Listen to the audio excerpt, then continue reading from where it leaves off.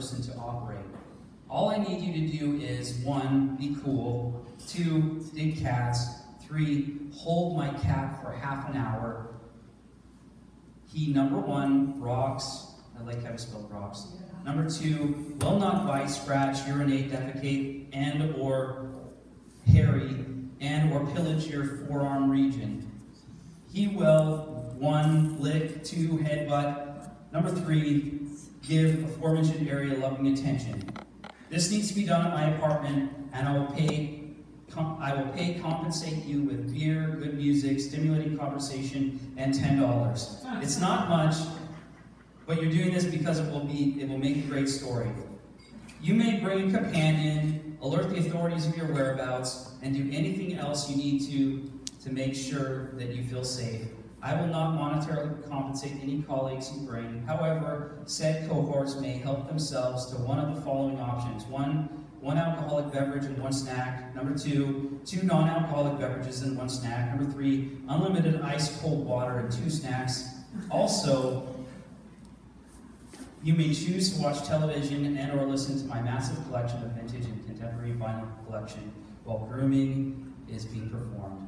Let me know you're not a weirdo, creep show, and or otherwise sketchball in your reply. This is life's low-hanging bucket list, life adventure fruit y'all. Anyways, isn't that like the strangest, maybe the strangest kind of job? I hope it makes you laugh and maybe not take yourself too seriously now. I've never tried to give a cat a haircut. I wouldn't try. But it's funny that this guy would be new to the area and requesting that and leave all these different things. And I think sometimes when God calls us to do a job or calls us into something, He calls us with different expectations of what we're called to do, and what He's looking for is very much different than what the world might be looking for. It's a very different kind of job qualifications list than what qualifies people in the world, right? If you get a job somewhere, if you were to read a serious one, they would list all these different levels of qualification that they want to see. You want to see you have a high school degree, usually a college or some kind of a certificate or something, some sort. Bachelor's degree, sometimes master's degree, sometimes a doctoral degree, and then usually they want some kind of experience in this field, and of course resumes and everything else. It's a long list for some jobs. But when God calls people, He calls them in a different way. And often I find He calls people that are in the wilderness. And being in the wilderness, I think, sometimes being in the wilderness might disqualify you for a lot of earthly jobs, right?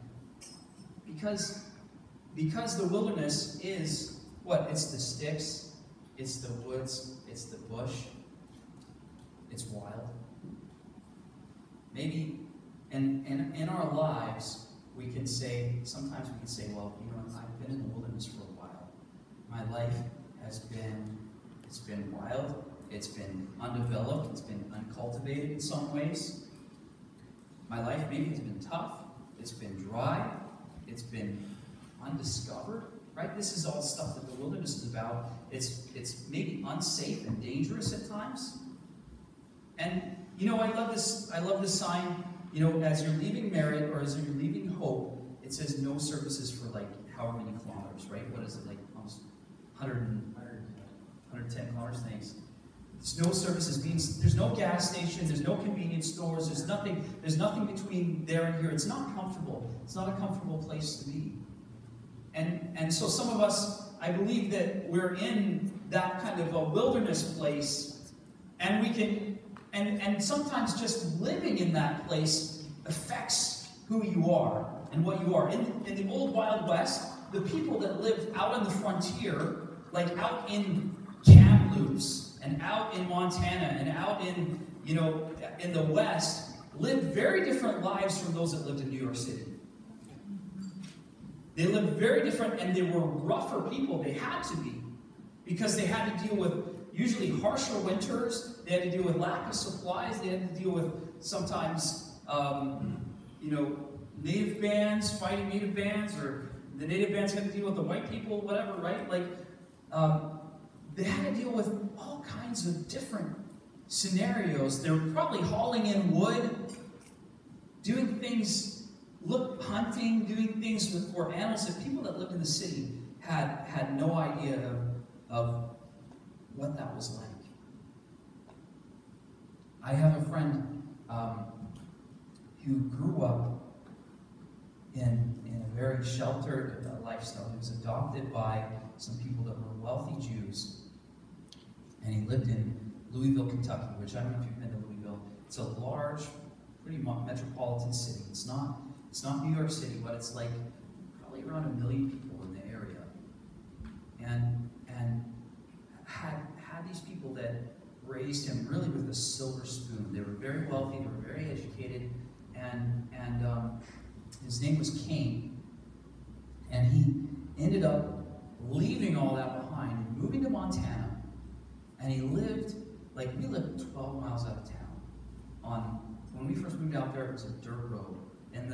In the spring months, the snow would melt, and it would not be uncommon for us to have the snow this high.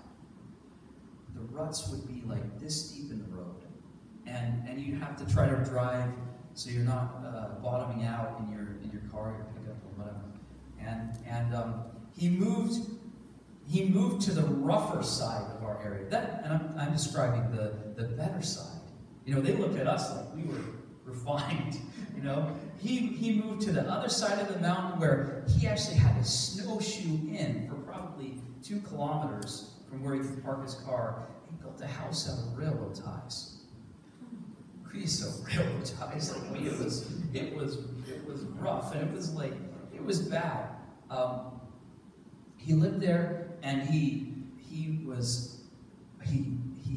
built himself one of these. He had a well dug. He needed one of those wells that he had to pump the prime pump it, and the kids would go out and they'd pump it, and you have to pump it really hard to get the water running. They didn't have indoor water. They just had a fireplace. This guy was rough as can be. He loved shooting guns. He'd shoot guns. You know what he used for earplugs? His bullets. These big bullets in his ears. Like, this guy. And his parents would come and visit him, and they'd park their Acura or their Lexus or whatever, way down. They'd have to truck in and see what he had and stuff like that. One time his parents bought him a brand new pickup truck. He didn't know what to do. He'd never had a brand new pickup truck before. He was just so blessed, and within a week the thing was just a mess, because it was just where he was living and how he lived. He was a rough around the edges kind of guy. He lived in the wilderness. But I think that sometimes people like that are the exact and the very people that God calls. And maybe you're looking at your life right now and saying, I'm pretty rough. Things aren't really going as I expected. And I want to say to you today, I think, don't look at that and say, well, this disqualifies me from moving in the things of God, from growing in the things of God.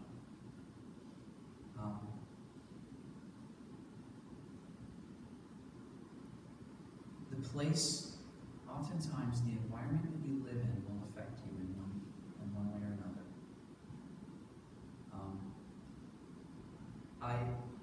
For a while, I lived in Kansas City. For 2 years, I lived in Kansas City. By the time I left there, I was speaking with a Midwestern, almost Southern drawl. I almost said y'all a couple times. Just because the culture affected me. And sometimes I think we can say in the wilderness, when we're in that tough place, we can say, when no one sees my suffering, We could say I'm all alone. Maybe we could say I've failed in life in some ways. I have no future here. I can't see a way out of this thing. Maybe my life feels pointless. I'm without direction. Maybe others say about you that you're a little rough around the edges. It's easy at times, I think, to get down in the wilderness, in those rough places. But I want to say this, that I believe that God sees potential where no one else sees it. I think there's a... Okay, here we go. Imagine the possibilities with God. I have to try to read this with me. All kinds of untapped potential. Remember the pearl of great price. Remember that story of the pearl of great price?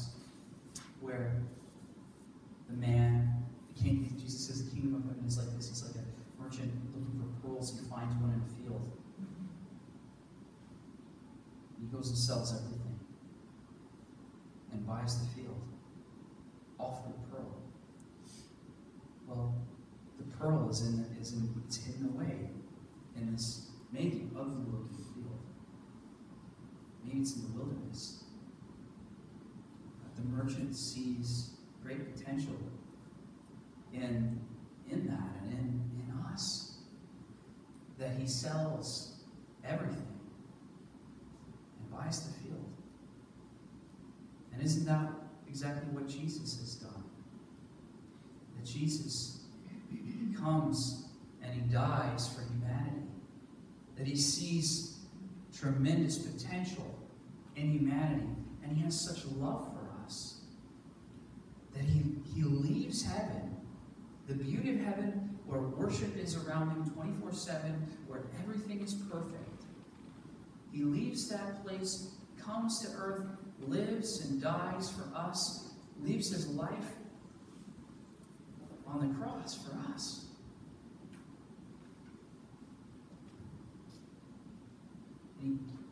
He rises up from the dead, but he comes and he does that. You see, Jesus didn't do that because we would remain the same, because there's no potential in humanity. He did it because out of this great love for humanity, out of him seeing that, you know what, the dust that God created in the beginning would sing his praises. That his love would affect us in such a way that when we were once enemies, we will come near and we'll praise him.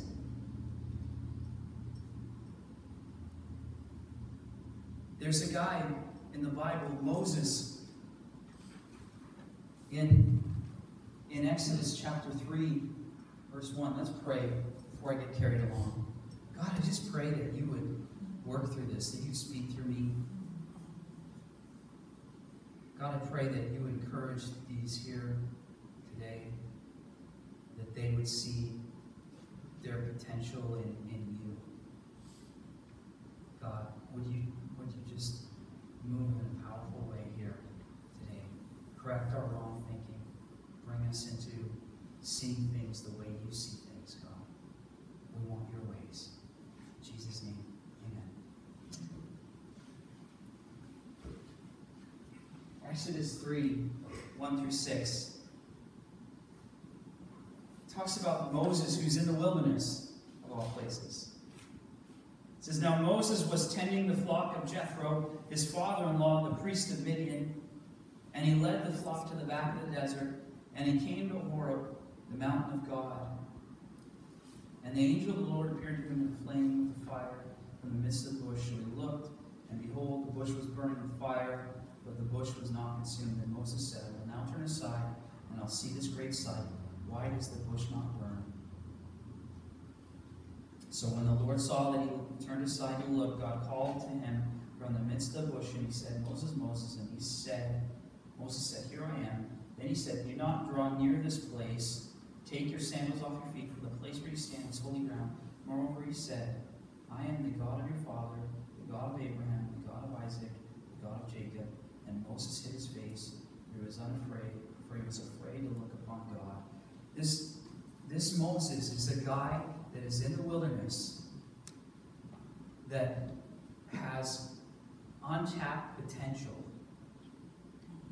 Things didn't turn out for Moses how he expected them to turn out.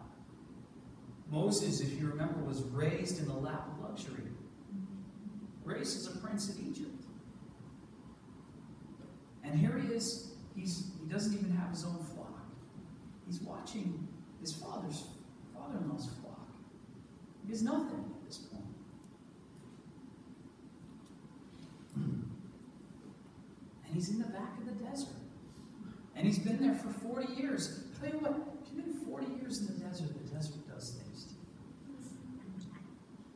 The wilderness does things to you. You probably start talking to those sheep.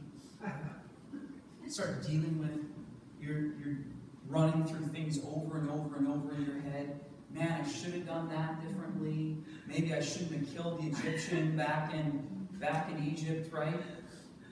You're thinking of all these things. He's isolated. He's alone. He's dealing with low self-esteem. Why do we know he's dealing with low self-esteem? Because when God talks to him, he says, I can't go, I can't do it. I'm not a good speaker, God. He's older at this point. He's like 80 years old. Sorry if you're close to 80. I'm not saying old. You're young. 80's the new 50, right? Here he is. He's 80, but he's herding sheep. This is a young person's job, right? This is not for somebody that's 80. You're not going to herd sheep. I don't know any 80-year-olds that herd sheep. Maybe they do. But this is a young man's job. You're out sleeping on the ground. Right? He's poor. He's in the wilderness. He's a shepherd. Even just to be a shepherd is not a good thing. It's a starter job, right? It's not where you want to end up. This is not, like, this guy is educated to the max in Egypt. He's used to having servants fan him and being fed all kinds of things. But 40 years have changed things for Moses, right? He has a bad history. He's basically an outlaw. He's on the run. 40 years in hiding. You hear of these people that get found out after 40 years, you know? They get found out, and it takes that one slip up and they're found out. Probably not sleeping too well. He's feeling likely like a failure. And what happens? Well, God decides that this is the one. God decides that Moses is the person to get his people out of Egypt. Moses is going to be the tool. He's going to use Moses. The Bible says of Moses that he was the humblest man on the earth. That he was the humblest man on the earth. And who is God going to send Moses to speak to? The proudest man on the earth. Pharaoh. He's going to use the opposite. I think that's like us as humanity, right? The devil rebels against God. I don't know all the whole scenario of how that all happened. But the devil ascended to that high place and said, you know what, I'm going to be like the Most High. I'm going to be like God. And it's like God cast him down to the earth and he said, you know what I'm going to do? It's like, this is just my thinking. I don't know whether this is scriptural or not. I'm going to create something in my image. The angels aren't created in God's image. But I'm going to create something in my image out of dust. Out of dust. Out of the lowest thing. I'm going to breathe life into them. I'm going to put my spirit in them.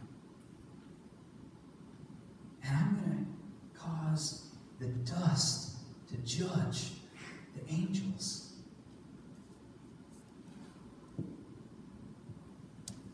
And Satan's probably like, no, you're not. Like, I'm not going to do that. But God is doing it. And God has done it. And so God sends this guy Moses, the most humble man. You see, God is looking for those that are humble and willing. He's looking for those that will be dependent on him. And he will send you, if you're humble, against those that have the most pride. And he will use you as a tool to show what he's like and how he can use you that don't have it all together, that don't have, whatever it is, right? Maybe you've been, like I said, maybe you've been dealing with unfulfilled expectations in your life. I think you leave high school and you have these like grandiose pictures of what it's going to look like. You're going to be a millionaire or whatever, right? Or you're going to do some great thing. You're going to discover some awesome thing. You're going to be an astronaut or, whatever. Like you leave with this kind of, this idea of what you're going to become. And then you hit out the wilderness in some area of your life. And you start to doubt, you start to not believe that you're able to do much. I want to say God is able to use you. God is able to use you. And Moses is this prime example of this. God is able to use him, and he uses him to accomplish his purposes. Now if you turn in your Bibles to 1 Samuel chapter 16. Yeah, thanks. Quick back there. Hold on. It says this, now the Lord said to Samuel, see, God's going to use David in a similar fashion, a similar way. The Lord said to Samuel, how long will you mourn for Saul, seeing I rejected him from reigning over Israel? Fill your horn with oil and go. I'm sending you to Jesse the Bethlehemite. For I provided for myself a king amongst his sons. And Samuel said, how can I go? If Saul hears it, he will kill me. But the Lord said, take an heifer with you and say, I have come to sacrifice to the Lord. Then invite Jesse to the sacrifice, and I will show you what you shall do. You shall anoint for me the one I named to you. So Samuel did what the Lord said, and he went to Bethlehem, and the elders of the town trembled at his coming. And he said, do you come peaceably? And he said, peaceably I've come to sacrifice to the Lord. Sanctify yourselves and come with me to sacrifice. Then he consecrated Jesse and his sons and invited them to the sacrifice. So it was when they came, that he looked at Eliab and he said, surely the Lord's anointed is before him. The Lord said to Samuel, do not look at his appearance or at his physical stature, because I refused him. For the Lord does not see as man sees. For the Lord looks at man looks at the outward appearance. That's the job thing. Usually you apply for a job, they're looking for the outward stuff, right? They are. If you come up to apply for your job and your beard is down to here, like, good chance you're not going to get the job unless it's like at a tattoo parlor, right? Like, it's just not going to happen. Sorry, John. You got the job. Man, I'm just offending everybody today. I know I've done well, but I've offended everybody. Your beard's not that long, John. It's tasteful. I like it. It's in. The Lord looks at the heart here. Verse 8, so Jesse called Abinadab, and he made him pass before Samuel, and he said, neither has the Lord chosen this one. Then Jesse made Shammah pass by, and he said, neither has the Lord chosen this one.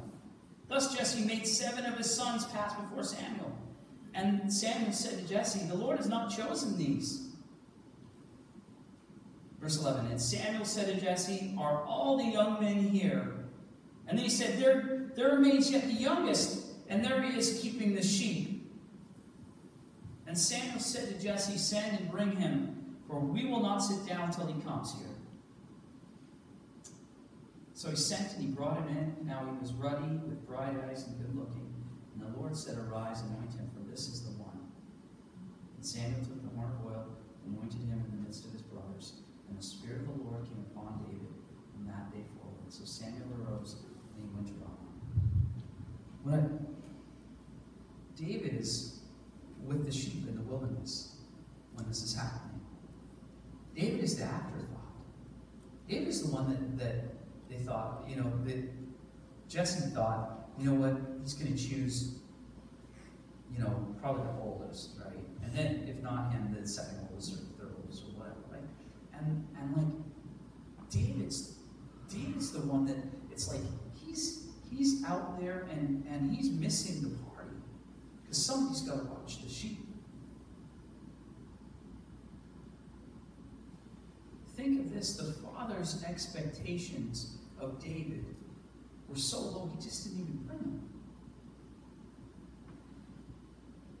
He didn't even have a seat at the table.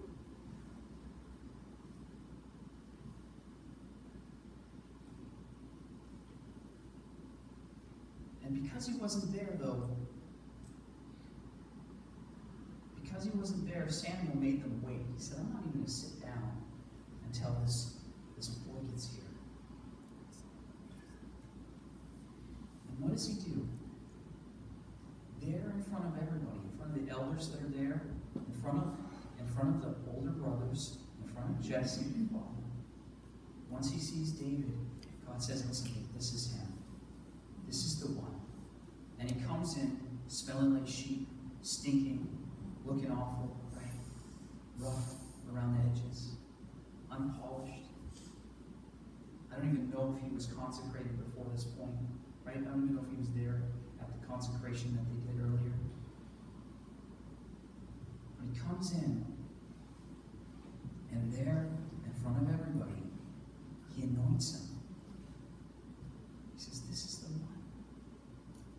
You see, I think sometimes we as people feel like we need to push our own things, right? We need to push ourselves out to the front some way. You know what? When God is at work, God will lift you to the front. And God will, in front of others, honor you. He'll draw you. He will use you. When the call of God is on you, He will bring you from the sheepfold, right? From the wilderness, from the pastures. He'll bring you.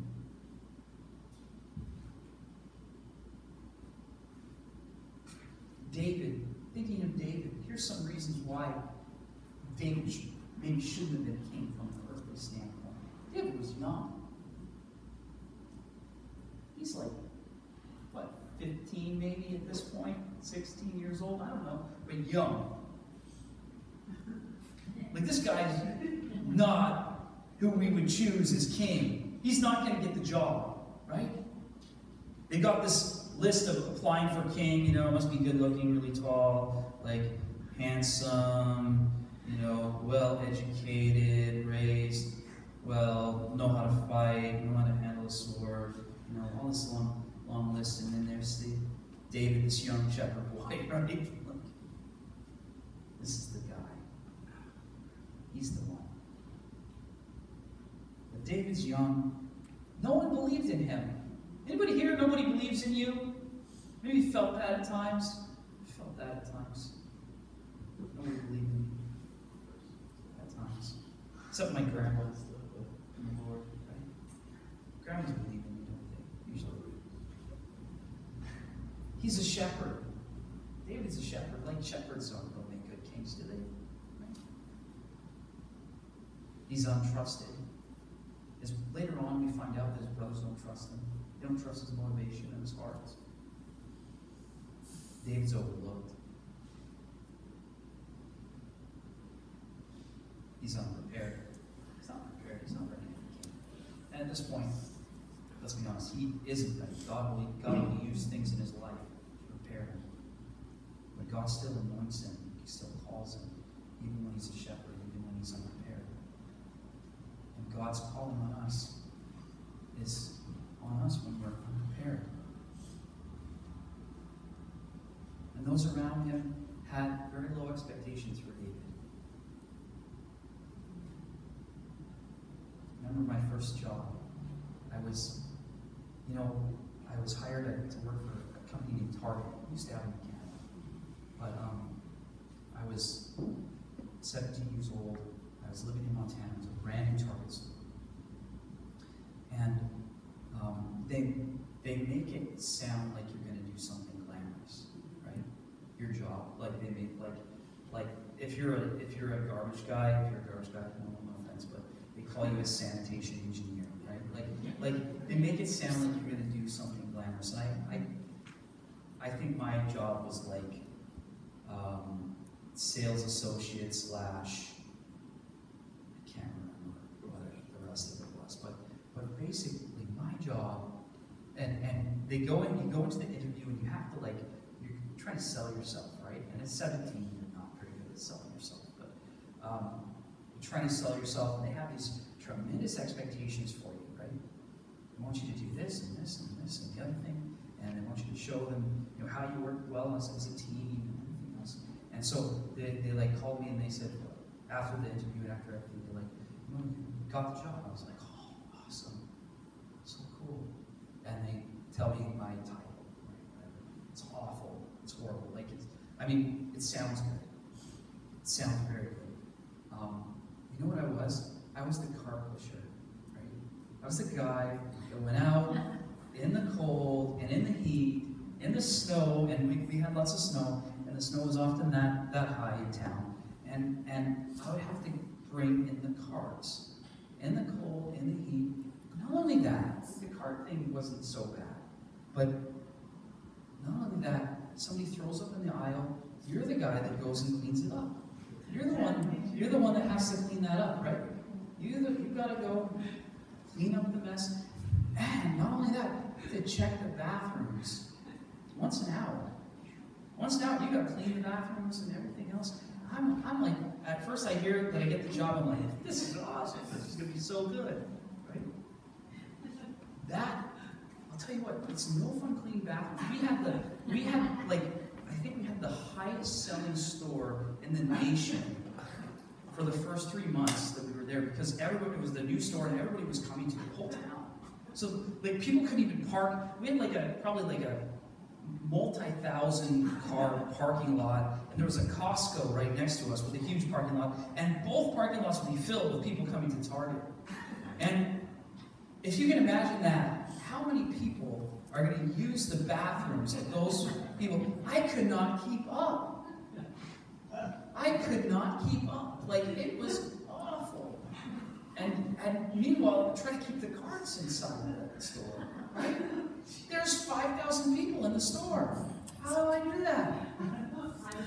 Meanwhile, I worked there for 8 months. That's all I could handle. That's all I could last. Worked there for 8 months. In those 8 months, I got Employee of the Month twice because of the awful jobs I had to do. But I think it was just because they felt so bad for me, because I was just having to clean so many bathrooms. It was not fun. Anyway.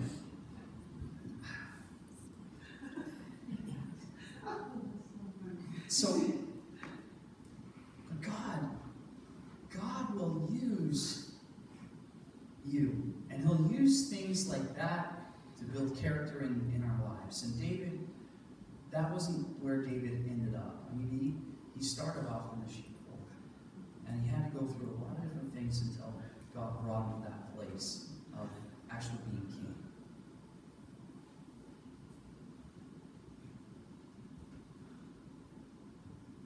The Lord found him in the wilderness, rough and unprepared as though he was. God is not looking for someone. Here's the thing. When God told Samuel to go look for a new king, He decided He was going to look for somebody more qualified than Saul. Saul met all the earthly qualifications. Everything you could check off. He was the king's king, man's man. And God said, he's not obedient to me. I'm going to look for somebody more qualified. And the very first thing God looked for was somebody that had a heart after his own heart.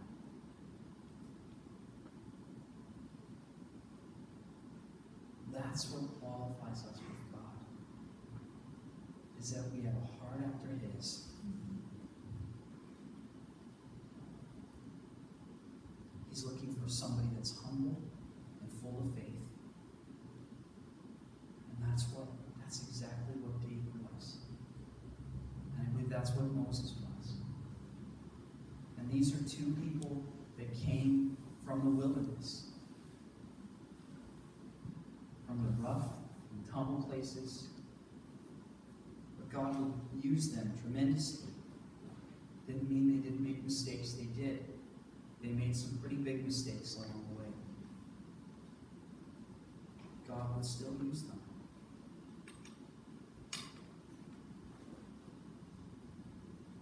In Isaiah 43, verse 19, I just want to read this verse again to you. I read it at the beginning today, but it says, "Behold, I will do a new thing. Now it shall spring forth. Shall you not know it?" Believe this. God wants to do a new thing in our lives. "I will even make a road in the wilderness and rivers in the desert." Boy, Moses and David in the wilderness and the desert, God made a road for them. God caused there to be rivers for them. Verse 20, "The beasts of the field will honor me, and the jackals and the ostriches, because I give water in the wilderness and rivers in the desert, to give drink to my people who I've chosen. This people I have formed for myself, they shall declare my praise."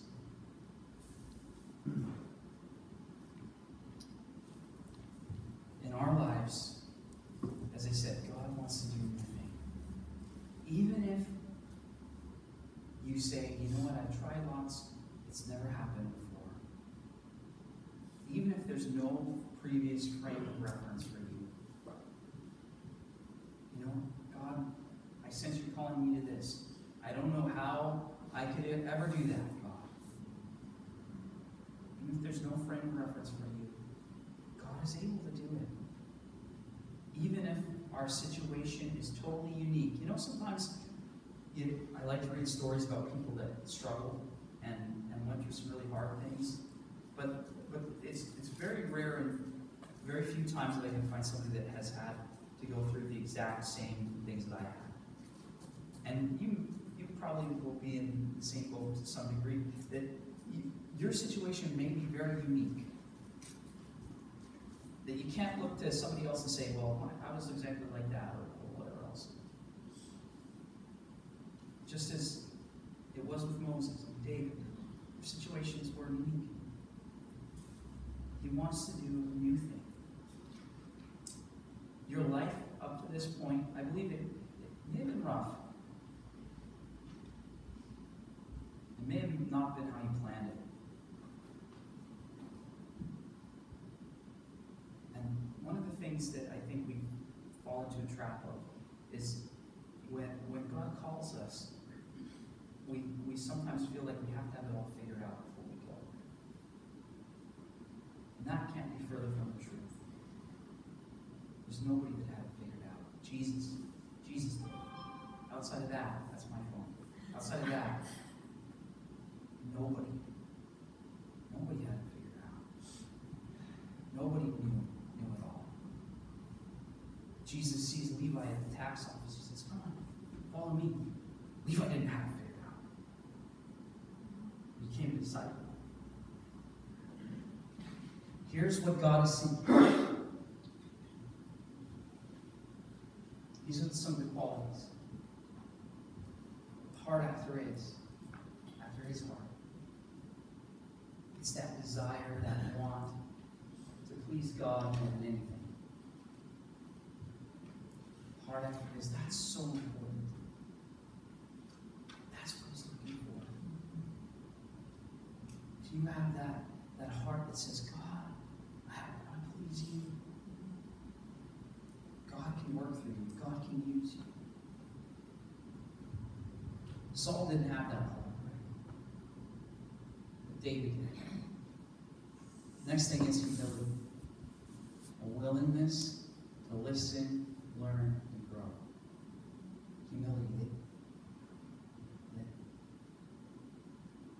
you need God. To know that you need Him. To know that you can't do the things that He calls you to do without Him. Most often we get in trouble when we start trying to do the things that He calls us to do. Sorry again. We get in trouble when we start trying to do the things that He calls us to do in our own strength or without Him. He wants us to be near to Him, to be humble, to be willing to listen every step of the way. To listen, to learn, be that teachable, and to grow. The next thing I think is that you have faith that He's able to use you. That's where we often get tripped up, isn't it? God can't use me. Too young, or too old, or too uneducated, or maybe I'm overeducated, or I've never done this before, whatever else. God is looking for those that will just believe Him. We'll just say, you know, God, I trust you, I believe you. I want to step into what you call me to.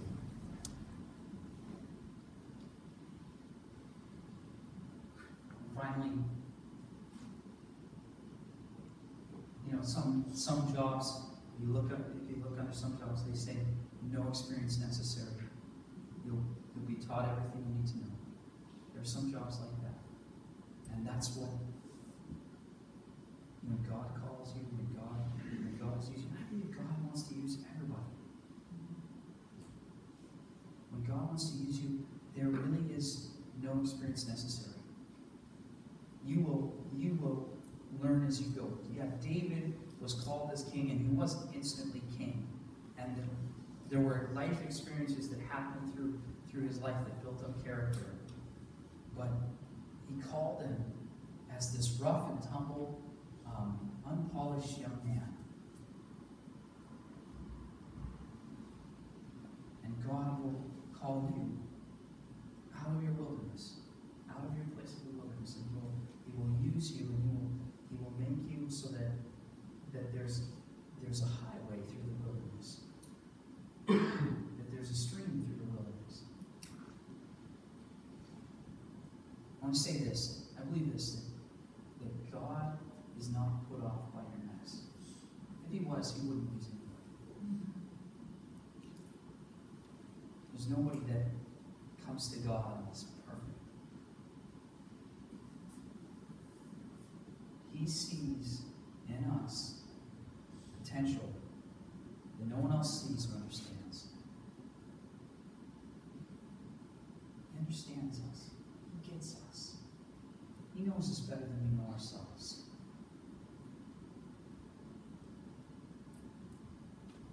And He's bigger than our past failure. He's bigger than our failure. Sometimes we think, you know, our failure, we failed so much, God can't use us. That's not true. That's not true. He's bigger. He's able. There's no one He can't use. There's nothing He can't do. He's a God of possibilities. His arm is never too short. God is overwhelmingly able.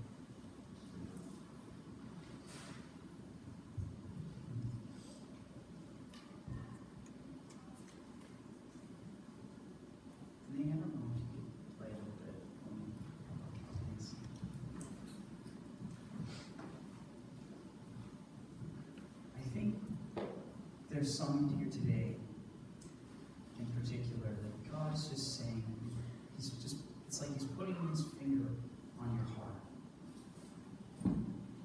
And I believe that there's some here today that God is saying, you know what,